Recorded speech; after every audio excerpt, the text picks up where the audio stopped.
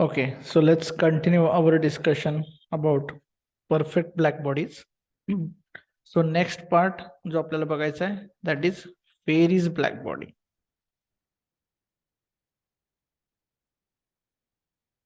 We'll refer this as FBB, Ferry's black body.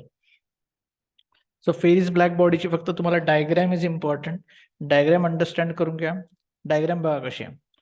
Suppose consider hollow sphere.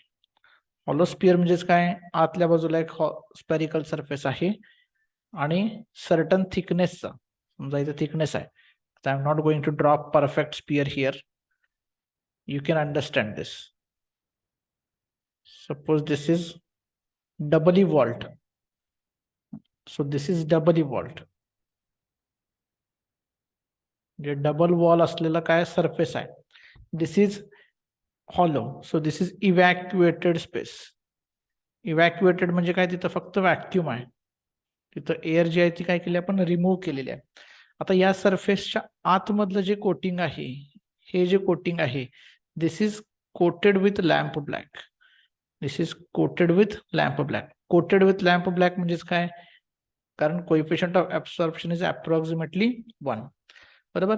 त्याच्यानंतर आता ह्याच्यामध्ये काय करायचं आहे, आणि हे बाहेरचा सरफेस जो आहे याचा सगळ्यात महत्वाचा, हा सिल्वर पॉलिश्ड. Silver polished. हे सगळं का केले बघा. पहिल्यांदा परफेक्टली ब्लॅक बॉडी आहे. परफेक्टली ब्लॅक बॉडी आहे म्हणजेच काय, coefficient of absorption should be approximately 1. Coefficient of reflection should be approximately equal to 0. Coefficient of transmission approximately equal to 0 पाहिजे. सिल्वर पॉलिश्ड काय, कारण याच्यामध्ये जे काही हीट रेडिएशन्स इन्सिडेंट होणार आहेत, म्हणजे आता रेडिएशन्स बघा, हे जे ओपनिंग आहे, या ओपनिंगला म्हणायचं अपर्चर. ओपनिंगला म्हटलेलं आहे अपर्चर. या अपर्चर मधून इथे समोर एक कोनिकल प्रोजेक्शन असणार आहे या पद्धतीनं. So let's name this. This is conical projection. So you can also draw this figure simultaneously. Conical projection. या कोनिकल प्रोजेक्शन वर ज्यावेळेस असं इन्सिडेंट होणार आहे रेडिएशन्स, हे इन्सिडेंट झाले समजा रेडिएशन्स, आता इथून पहिल्यांदा काय होणार, रिफ्लेक्ट होणार. So let's say it is reflected in this particular direction. Again, आता इथं हा आतला सरफेस जो आहे, so it is lamp black. त्यामुळे इन्सिडेंट जेवढा आहे तो मोस्टली काय केला जाईल, ऍब्सॉर्ब केला जाईल. मोस्टली काय केला जाईल, ऍब्सॉर्ब केला जाईल. समजा थोड्या प्रमाणात, not perfect black body, it is not perfect, कारण आपण बघितलेलं आहे practically no object is a perfect black body. So थोडा पार्ट समजा रिफ्लेक्ट झाला, इकडे गेला. इथं इन्सिडेंट झाला. जेवढा इन्सिडेंट झाला त्यातला मोस्ट ऑफ द पार्ट काय होणार, परत ऍब्सॉर्ब होणार. पुन्हा समजा त्यातला थोडा पार्ट रिफ्लेक्ट झाला, इकडे गेला. जेवढा इन्सिडेंट झाला त्यातला पुन्हा ऍब्सॉर्ब होणार. समजा it will keep reflecting multiple times. पण प्रत्येक रिफ्लेक्शन वेळी जेवढा लाईट इन्सिडेंट होतोय सरफेसवर, तेवढा काय केला जाईल, जास्तीत जास्त त्यातला ऍब्सॉर्ब करून घेण्याचा प्रयत्न केला जाईल. म्हणजेच काय होणार, जेवढा लाईट रे इन्सिडेंट किंवा सॉरी जेवढी रेडिएटेड हीट एनर्जी इन्सिडेंट झालेली आहे, ती या सरफेसद्वारे काय करण्यात येईल, ऍब्सॉर्ब करून घेण्याचा प्रयत्न केला जाईल. मग जवळपास काय झालं की जेवढा इन्सिडेंट रेडिएशन्स आहेत ते सगळेच्या सगळे ऍब्सॉर्ब झाले. That's why we call this object as black body. So this is practically given by Ferry. That's why it is known as Ferry's black body. मग हे कोनिकल प्रोजेक्शन कशासाठी आहे, so conical projection is only for the reflection, first reflection. कारण जर समजा incident conical projection नसतं तर spherical object आहे, अपर्चर डायमेट्रिकली अपोजिट पॉइंटला जर इन्सिडेंट झालं तर हे आहे तसं रिफ्लेक्ट बॅक होऊन अपर्चर मधून बाहेर जाऊ शकतं. पण आपल्याला इन्सिडेंट काय करायचं आहे, मॅक्सिमम ऍब्सॉर्ब करून घ्यायचं आहे. That's why for this reflection, first reflection part, we have this conical projection just opposite to numerical aperture. मग रिफ्लेक्ट झाला, हा समजा रिफ्लेक्ट झाला. समजा टोटल इथं 100 इन्सिडेंट झाला, त्यातला 97 ऍब्सॉर्ब झाला, राहिला 3 इथे इन्सिडेंट झाला, 3चा 97% ऍब्सॉर्ब झाला. परत त्याचा राहिलेला 3%, 3चा 3% म्हणजे किती येतं, 0.09 येतं. तेवढा इन्सिडेंट झाला, त्यातला पण 3% रिफ्लेक्ट झाला समजा. असं करत करत करत मल्टिपल टाइम रिफ्लेक्शन झाल्यानंतर, after certain multiple reflections, almost all of the incident heat energy will be absorbed by this body. That's why we call this body as perfectly black body. Not perfectly, but is given by Ferry. That's why we call this as black body.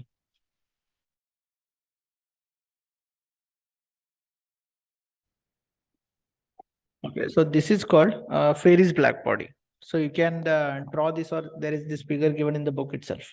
So the purpose of this object means like ह्याचं जे construction आहे त्याचा purpose काय आहे की आतमध्ये lamp ब्लॅकचं coating आहे हे कशासाठी आहे because this approximately behaves as a perfectly black body म्हणजे याच्यावर जे काही इमिशन जे काही इन्सिडेंट होतील ते मॅक्सिमम काय केले जातील ऍब्सॉर्ब केले जातील. That's why we coated this inner surface by lamp black. आणि हे प्रोजेक्शन रिफ्लेक्शन होण्यासाठी. मग असं स्पेरिकल सर्फेसेस का निवडायचं कारण इंटरनल मल्टिपल रिफ्लेक्शन जरी झाले तरी प्रत्येक इन्सिडन्स वेळे काय होणार आहे जास्तीत जास्त ऍब्सॉर्ब केलं जाणार आहे. त्यामुळं जो टोटल हीट रे पहिल्यांदा इन्सिडेंट झाला होता तो ऑलमोस्ट सगळ्याच्या सगळ्या काय होईल याच्यामध्ये ऍब्सॉर्ब करून घेतला जाईल which will then behave as a black body. So this construction is given by Ferry. So this is spherical surface, hollow spherical surface. इथं 2D मध्ये जरी दिसत असलं तर it is spherical surface, गोल आहे हा. Okay, so this is known as Ferry's black body. So next we'll discuss some few points about theory of heat exchange.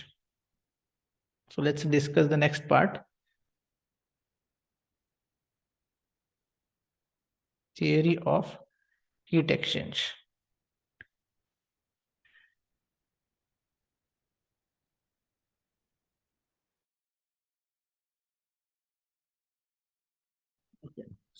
So he G theory आहे, this theory was proposed by Prevost. So this theory is given by Prevost. So या theory मध्ये काय सांगतात बघा, या theory मधले काही की पॉइंट्स आहेत ते तुम्ही की पॉइंट्स नोट डाऊन करा. त्यातला फर्स्ट की पॉइंट जो आहे तो आपण we already discussed.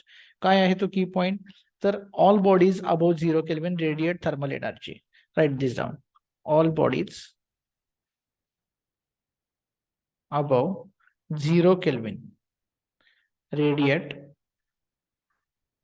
heat energy.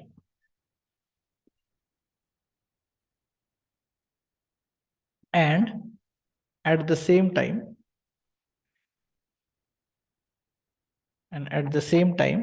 absorb radiations received from the surrounding.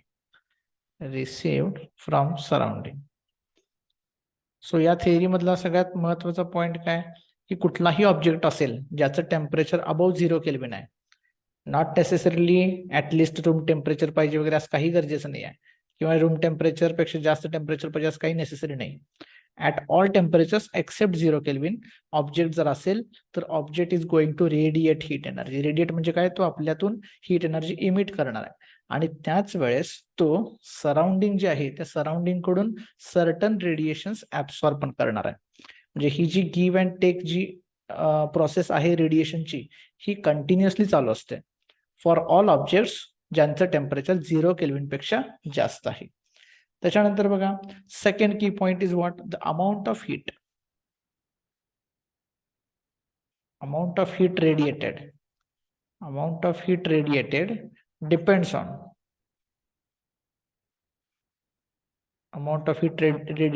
on nature of surface.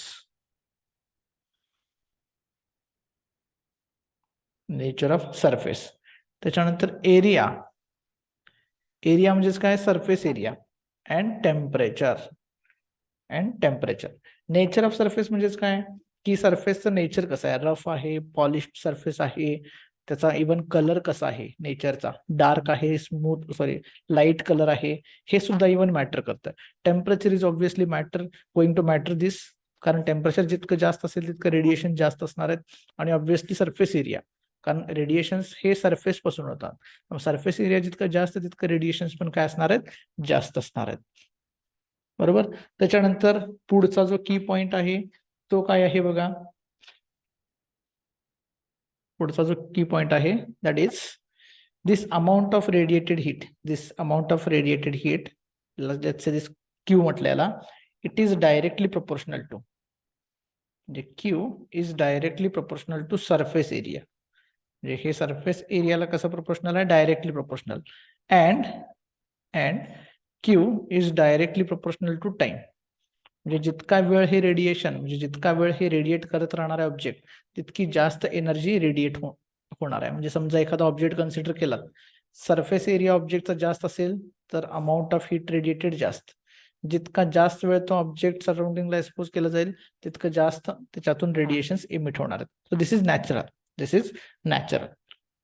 So हे जे आहेत हे काय असणार आहेत, की पॉइंट आहेत या थिअरी ऑफ हीट एक्सचेंजचे. सगळ्यात की पॉइंट जो कुठला असेल तर महत्वाचा तो म्हणजे first. So this is very basic and crucial point की हीट रेडिएशन असण्यासाठी ऑब्जेक्टचं टेम्परेचर आपल्याला फक्त 0 केल्विन पेक्षा जास्त काही पण चालतं. म्हणजे प्रत्येक टेम्परेचरला other than 0 kelvin object is going to radiate as well as absorb radiation from the surrounding. दोन्ही प्रोसेस होत असतात, पण it depends on amount of heat जे आहे रेडिएटेड ते डिपेंड कशावर करते, सरफेसवर, त्याच्या नेचरवर म्हणजे एरियावर आणि टेम्परेचरवर. आणि जितका जास्त सरफेस एरिया आणि जितक्या जास्त टाइमसाठी रेडिएशन होणार आहे तितकं अमाऊंट ऑफ हीट रेडिएटेड काय असणार आहे, जास्त असणार आहे. Okay, so this is all about heat exchange, principle of heat exchange. आणि याच्यानंतर जो एक स्मॉल एक नोट पॉइंट जो आहे तो बघा, at given temperature, at given temperature म्हणजे ठराविक टेम्परेचरला परफेक्टली ब्लॅक बॉडी जी आहे has or is emitting maximum radiations. म्हणजे या परफेक्टली ब्लॅक बॉडी पेक्षा दुसरा असा कुठलाही ऑब्जेक्ट नसणार आहे की जो याच्यापेक्षा पण जास्त रेडिएशन इमिट करू शकतो ऍट सर्टन गिवन टेम्परेचर. म्हणजे समजा दोन ऑब्जेक्ट घेतला तुम्ही, ऑब्जेक्ट ए आहे हा आणि दुसरा ऑब्जेक्ट जो आहे let's say this is perfectly black body आणि दोघांचं टेम्परेचर टी आहे. यानं इमिट केलेली हीट जर क्यू असेल आणि यानं इमिट केलेली क्यू हीट समजा क्यू डॅश असेल तर डेफिनेटली क्यू पेक्षा क्यू डॅश काय असणार आहे, जास्त असणार आहे. म्हणजे कुठल्याही ऑब्जेक्टसाठी हीट रेडिएटेड जी आहे ती त्याच टेम्परेचरला परफेक्ट ब्लॅक बॉडीने जेवढी हीट इमिट केलेली आहे त्याच्यापेक्षा ती काय असणार आहे, कमी. म्हणजे परफेक्ट ब्लॅक बॉडी ही आयडियल आहे, बाकीचे सगळे त्याच्यापेक्षा कमी रेडिएशन्स काय किंवा हीट एनर्जी आहे ती काय करणार आहेत, इमिट करणार आहेत. मग याच बेसिसवर आपल्याला नेक्स्ट कॉन्सेप्ट जो डिफाइन करायचा आहे that is called emissive power. So write this title, emissive power. Emissive power और याला दुसरं नाव आहे radiant power, denoted by capital R, denoted by capital R. So radiant power म्हणजेच काय, it is the amount of heat radiated किंवा heat radiations emitted per unit surface area,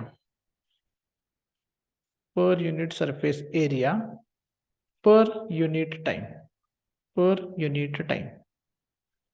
म्हणजे definition काय होणार बघा, R emissive power, amount of heat radiations emitted, समजा त्याला आपण क्यू म्हटलं, divided by surface area capital A, per unit time small T time, म्हणजे R is equals to Q divided by A times T.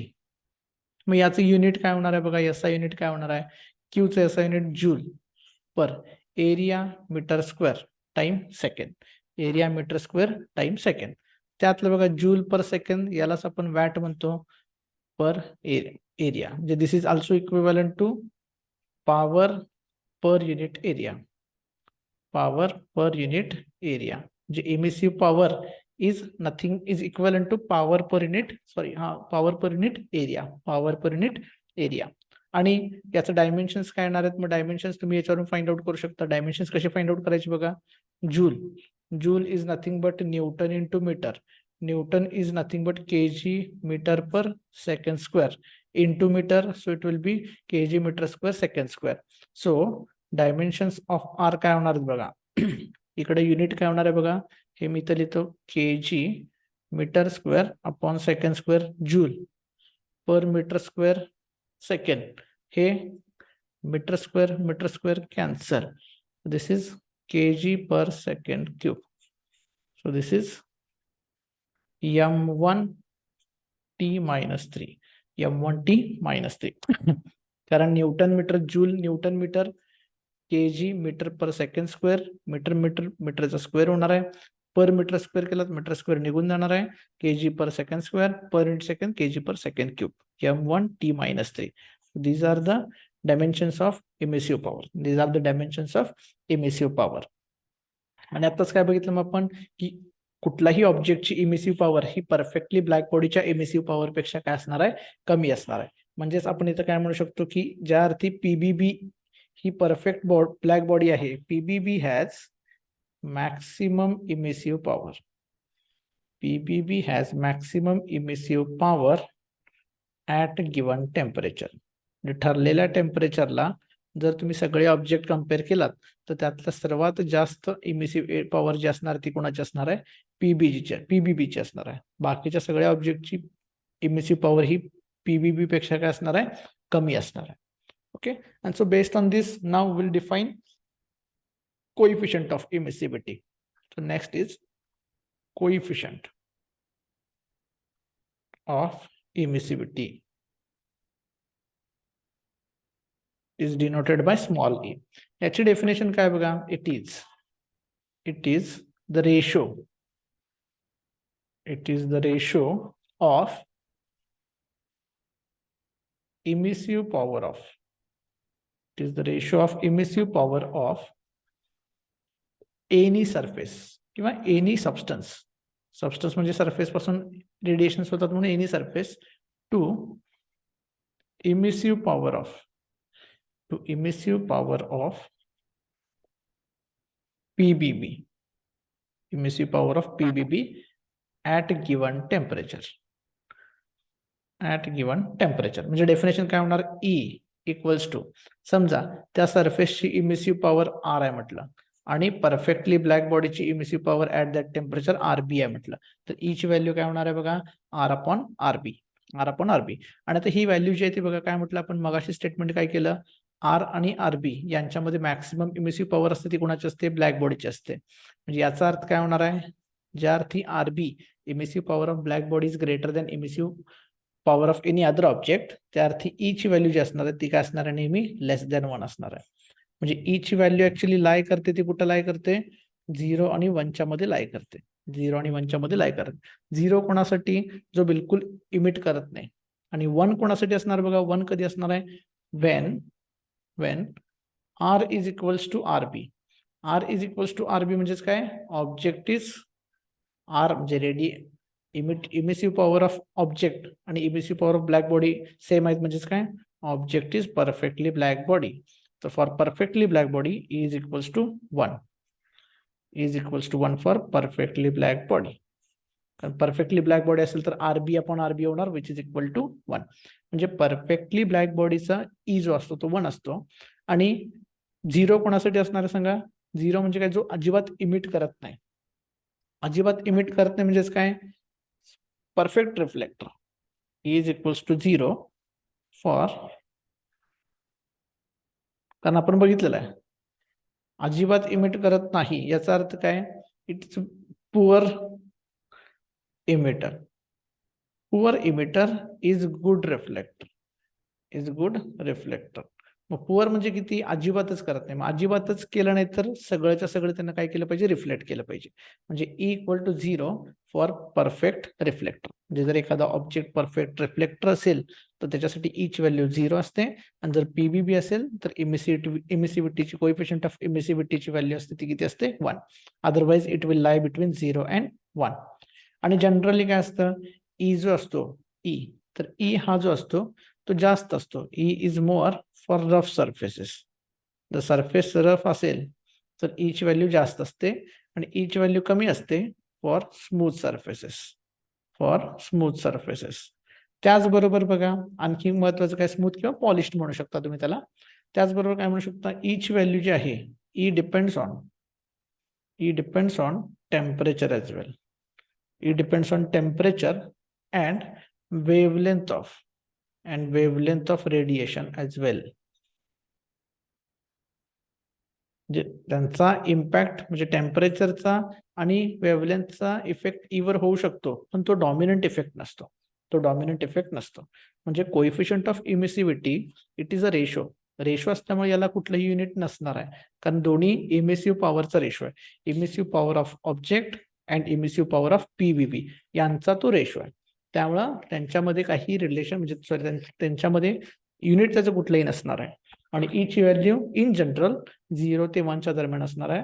It will be 0 for perfect reflector and it will be 1 for perfectly black body. Okay, so based on this, now we are going to see Kirchhoff's law of heat radiation. Kirchhoff's law of heat radiation. हा law काय सांगतो बघूया, and then we'll stop for today. Okay, so let's discuss Kirchhoff's law of heat radiation. So write this down. Kirchhoff's law of heat radiation. So पहिल्यांदा this law is about what? This is about wavelength specific radiation.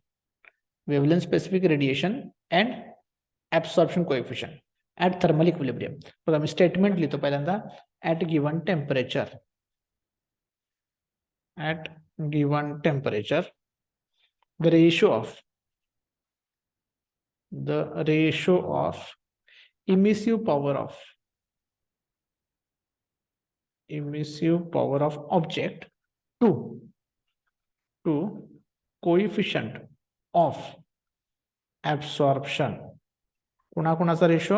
emissive power and coefficient of absorption of a body is equal to emissive power of perfectly black body at that temperature for all wavelengths. याचंच meaning काय बघा, at given temperature. At given temperature म्हणजेच काय, at thermal equilibrium. कारण temperature ठरलेलं आहे. At thermal equilibrium ratio of emissive power, ऑब्जेक्टची emissive power काय असतो, काय घेतो आपण R, and coefficient of absorption काय घेतो आपण A, is equal to emissive power of PBB. Emissive power of PBB आपण आरबी घेतो, and for all wavelengths. म्हणजे याचा अर्थ काय झाला, दिस इम्प्लाइज आर, समजा मी रिऑर्डर करून लिहिले R upon R B equals to A. याचंच मिनिंग काय झालं, E is equals to A. म्हणजे हा जो लॉ आहे किरकॉफ लॉ, हा याचं हे स्टेटमेंट झालं, हे स्टेटमेंट इथून इथपर्यंत. पण स्टेटमेंटच अदर मिनिंग काय झालं की for a certain body value of emissivity and value of absorptivity, म्हणजेच coefficient of absorption, coefficient of emissivity दोन्ही काय असतात, सेम असतात. फॉर ऑल लॅमडा म्हटलेल्या म्हणून मी ब्रॅकेटमध्ये लॅमडा लिहितो. म्हणजे मगाशाच लेक्चरमध्ये बघितलं ई डिपेंड्स ऑन लॅमडा, आणि या कोएफिशियंटच्या व्हॅल्यू सुद्धा लॅमडावर डिपेंड असतात. बट फॉर ऑल वेव्हलेंथ दिलेल्या टेम्परेचरला दिलेल्या ऑब्जेक्टचा कोएफिशियंट ऑफ इमिसिव्हिटी आणि कोएफिशियंट ऑफ ऍब्सॉर्प्शन हे दोन्ही काय असतात, सेम असतात. हे याचं मिनिंग झालं इन अदर लँग्वेज. मग आता आपल्याला काय बघायचं आहे, याचं मिनिंग बघितलं आपण, स्टेटमेंटचं मिनिंग काय की ऑब्जेक्टचा कोएफिशियंट ऑफ इमिसिव्हिटी आणि कोएफिशियंट ऑफ ऍब्सॉर्प्शन हे दोन्ही सेम असतात at given temperature for all wavelength. हा टेम्परेचर बदललात की ई ची value will be different, A ची value will be different, but for that given temperature E and A will be same. तर आता आपल्याला याची प्रूफ बघायची. Proof is quite simple. Proof समजा consider object A and B as PBB, बरोबर, at thermal equilibrium. कारण thermal equilibrium म्हणजे दिलेल्या टेम्परेचरला म्हणायचं आपल्याला ऍट थर्मल इक्विलिब्रियम. आता थर्मल इक्विलिब्रियम असेल म्हणजे टेम्परेचर जर कॉन्स्टंट ठेवायचं असेल तर रेडियंट हीट ऍब्सॉर्ब्ड बाय ए ही रेडियंट हीट इमिटेड बाय ए हे दोन्ही काय पाहिजेत, सेम पाहिजेत. तरच थर्मल इक्विलिब्रियम म्हणजे टेम्परेचर मेंटेन केलं जाईल. जेवढी ऍब्सॉर्ब करणार आहे तेवढी इमिट केली पाहिजे, तरच आपल्या ऑब्जेक्टचं टेम्परेचर कॉन्स्टंट राहणार आहे, ज्याला आपण थर्मल इक्विलिब्रियम म्हणणार आहे. मग आता बघा, देअरफॉर ऍब्सॉर्ब्ड हीट आपण कशी काढतो, total incident Q multiplied by coefficient of absorption A, ही ऍब्सॉर्ब्ड असते, is equal to total radiated heat आपण काय म्हटलेलं आहे, आर न डिनोट केलेला आहे, आपण कशाने डिनोट केलेला आहे, आर न. बट समजा तेवढीच ऑब्जेक्ट, म्हणजे समजा हे झालं for object A, for perfectly black body जेवढी हीट एनर्जी इन्सिडेंट होणार आहे तेवढी सगळीच्या सगळी काय होणार आहे, इमिट होणार आहे, तेवढी सगळीच्या सगळी काय होणार आहे, इमिट होणार आहे. So I am going to denote this for B, R B is for perfectly black body. म्हणजे इथं क्यू जे आहे अमाऊंट ऑफ हीट इन्सिडेंट आहे, amount of heat incident, this is amount of heat incident. मग perfectly black बॉडीसाठी काय होतं, जेवढी इन्सिडेंट आहे तेवढी सगळी काय होते, इमिट होते, तेवढी सगळी ऍब्सॉर्ब होते आणि तेवढी सगळीच काय होणार आहे, मग इमिट होणार आहे. मग जर ही व्हॅल्यू वापरली, म्हणजे फ्रॉम इक्वेशन 1 आणि फ्रॉम इक्वेशन 2 काय होणार बघा, A times R B is equals to R, therefore A equals to काय लिहू शकतो आपण, आर अपॉन आर बी. मग हे आपण कशावर लिहिलं आपण, फ्रॉम 1 and 2, फ्रॉम 1 and 2. मग आता काय मिळालं बघा, but R upon R B याला तर आपण कोइफिशियंट ऑफ इमिसिव्हिटी म्हणतो. मग देअरफॉर ए इक्वल्स टू तुम्हाला काय मिळालं, E, A is equals to E, म्हणजे coefficient of absorption is equal to coefficient of emissivity. म्हणजेच आपण काय म्हणू शकतो की याच्यावरून आणखी काय म्हणू शकतो आपण की ratio of R and coefficient of absorption is equal to emissive power of perfectly black body at that temperature, म्हणजे हे स्टेटमेंटचं मिनिंग झालं. आणि हे स्टेटमेंटचं अदर मिनिंग झालं की ज्याच्यामध्ये कोइफिशियंट ऑफ ऍब्सॉर्प्शन आणि कोइफिशियंट ऑफ इमिसिव्हिटी दोन्ही काय असणार आहेत, सेम असणार आहेत. प्रूफ बघा, प्रूफ लॉजिकल प्रूफ आहे. ऑब्जेक्ट, जनरल ऑब्जेक्ट ए आणि पीबीबी बी कन्सिडर केलेली आहे. थर्मल इक्विलिब्रियम मेंटेन करायचं असेल तर ऍब्सॉर्ब्ड आणि इमिटेड दोन्ही सेम पाहिजेत. ऍब्सॉर्ब्ड क्यू इतकी इन्सिडेंट झाली असेल तर ऍब्सॉर्ब्ड काढण्यासाठी आपण त्याला कोइफिशियंट ऑफ ऍब्सॉर्प्शन मल्टिप्लाय करतो. So A Q is equal to radiated असते ती आर ने डिनोट केली आपण. मग ही जर क्यू अमाऊंट आपण जर परफेक्टली ब्लॅक बॉडीवर इन्सिडेंट केलं तर सगळीच्या सगळी काय होणार आहे, रेडिएट इमिटेड होणार आहे. तर मग Q equals to R B असणार आहे.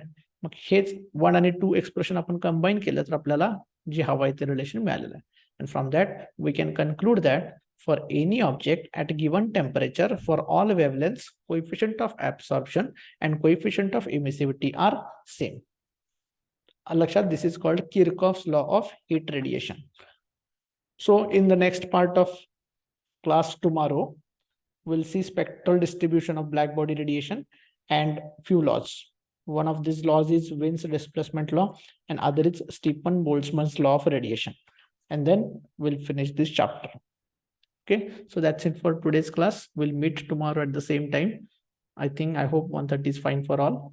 So that we can discuss later. So that's it for today. So we can stop this lecture here.